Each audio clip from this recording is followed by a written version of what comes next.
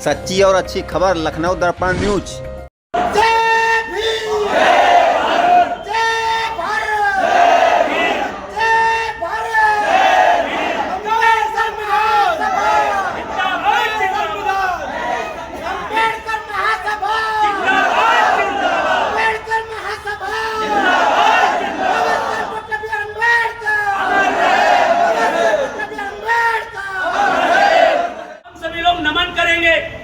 और बाबा साहब अम्बेडकर की अस्थि को बचाने के लिए हम लोग सड़कों पर उतरे। आज हम संकल्प लिया है कि बाबा साहब अम्बेडकर है तो राजेश कुमार सिद्धार्थ, अगर बाबा साहब अम्बेडकर नहीं होते तो किसी साहूकार के घर में गोबर उठा रहे होते। दोस्तों, आज हम सभी लोग बाबा साहब अम्बेडकर की अस्थि कलश को नमन करने के लिए, तथागत गौतम बुद्ध को नमन करने के लिए और बाबा साहब अम्बेडकर की एक हस्तलिखित संविधान को नमन करने के लिए हमारे बीच में भाई बहन आए हुए हैं। और हम सभी लोग एक स्वर में आवाज देंगे कि जब तक सूरज चांद रहेगा तब तक बाबा साहब अम्बेडकर का अस्थि कलश यही रहेगा। तो दोस्तों, आज सम्मान और सम्मान की लड़ाई है। आज हमारे बीच में सभी लोग मिलकर के उस महामानव के लिए हम नमन करने के लिए आए हैं। बाबा साहेब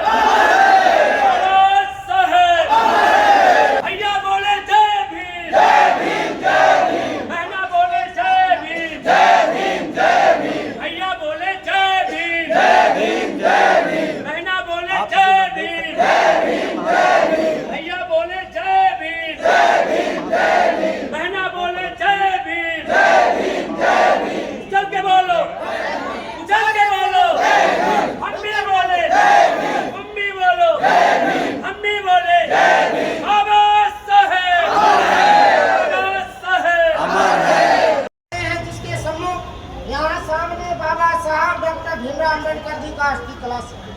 उसको नमन करने के लिए बाबा साहब में श्रद्धा, आस्था, विश्वास रखने वाले तमाम अम्बेडकरवादी लोग, खास तौर पे बाबा साहब डॉक्टर भीमराव अम्बेडकर जी द्वारा स्थापित सेना, समता सैनिक दल और बाबा साहब की भारतीय बौद्ध महासभा मुंबई से चलकर बाबा साहब के पौत्र आदरणीय डॉक्टर भीमराव यशवंतराव अम्बेडकर जी कुछ ही क्षणों में यहाँ पधार रहे हैं। उन्हीं के साथ साथ इस आह्वान पर इस अम्बेडकर महासभा को प्रतिष्ठापित करने हेतु जो आज की सत्ता हुकूमत ने अपनी मनुवादी सोच को दर्शाया है, उस उनकी मनुवादी सत्ता हुकूमत की सोच को विरोध में यहाँ बाबा साहब डॉक्टर भीमराव अम्बेडकर जी के तमाम संगठन, खास तौर पे जो बैनर देख रहे हैं,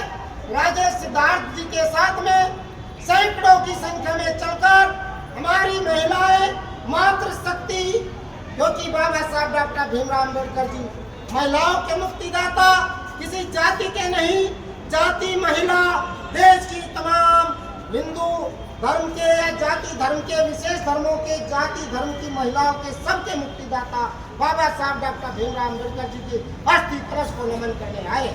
इससे संदेश जाता है कि केवल ये लड़ाई बीएसआई की नहीं है, ये लड़ाई समता सैनिक दल की नहीं है, ये लड़ाई तमाम अम्बेडकरवादी संगठनों की है, जो बाबा साहब का नाम लेकर, जो अम्बेडकर जी की फोटो लगा करके अपने अपने संगठनों को, अपनी अपनी पार्टियों को चलाने का काम कर रहे हैं। आज उन पार्टियों को भी यहाँ आने की जरूरत है, जो कहते हैं मैं अम्बेडकरवादी हूँ, जो कहते हैं मैं बाबा साहब का सिपाही हूँ, जो कहते हैं हम संविधान के मानने वाले हैं। उन सब राजनीतिक पार्टी को यहाँ आकर के इस पवित्र स्थल को, इस अस्थि कलश को बचाने का काम करना है। यदि आप ऐसा नहीं कर पाए तो निश्चित रूप से बाबा साहब की सेना मर जाएगी, बलिदान हो जाएगी, लेकिन 1927 के इतिहास को याद दिलाएगी महर तालाब के संघर्ष को, और याद दिलाएगी भीमा कोरेगांव को, क्योंकि हम बाबा साहब के सम्मान के साथ कोई खिलवाड़ नहीं देख सकते। और ये सब अम्बेडकरवादी लोग आए हैं, इसलिए मैं यही संदेश देना चाहता हूँ मीडिया के माध्यम से सत्ता हुकूमत को कि कोई संगठन यहाँ एक अकेला संगठन नहीं, बल्कि बाबा साहब के सभी संगठन जो बाबा साहब के नाम से चल रहे हैं, वो एक साथ मिलकर के इस अस्थि कलश को बचाने का काम करेंगे। जहाँ जहाँ पर बाबा साहब अम्बेडकर की प्रतिमाएं लगी हुई हैं, वहाँ छावनी बनाई जाएगी। मगर दुख के साथ कहना पड़ रहा है, मुख्यमंत्री से चंद कदम दूर पर बाबा साहब अम्बेडकर आज भी छावनी नहीं बनाई गई है। मुख्यमंत्री जी से भी मांग करूंगा और यहाँ के जो जिम्मेदार लोग हैं उनसे भी मांग करूंगा, कृपया बाबा साहब अम्बेडकर की प्रतिमा पर छावनी का निर्माण कराएं। दोस्तों, मैं इतना नहीं, कुछ लोगों द्वारा यह बताया जा रहा है कि बाबा साहब अम्बेडकर की अस्थि कलश को कहीं दूसरे जगह पर स्थापित करने की योजना बनाई जा रही है। मगर दोस्तों, मैं बताना चाहता हूं, बाबा साहब अम्बेडकर की अस्थि कलश राजेश कुमार सिद्धार्थ नहीं, करोड़ों करोड़ों बाबा साहब अम्बेडकर के अनुयायियों की यह अस्थि कलश में आस्था छिपी हुई है। इसलिए उनकी अस्थि को किसी भी सूरत पर यहाँ पर जाने नहीं दिया जाएगा। यह माननीय मुख्यमंत्री जी, यह माननीय प्रधानमंत्री जी चाहते हैं देश का विकास, दलितों की प्रति थोड़ी भी नफरत नहीं रखते हैं, तो मैं चाहता हूँ यही अस्थि कलश को, यही भव्य अम्बेडकर महासभा को एक विशाल स्मारक बनाया जाए और इसी जगह पर मैं ये चाहता हूँ जिस तरीके से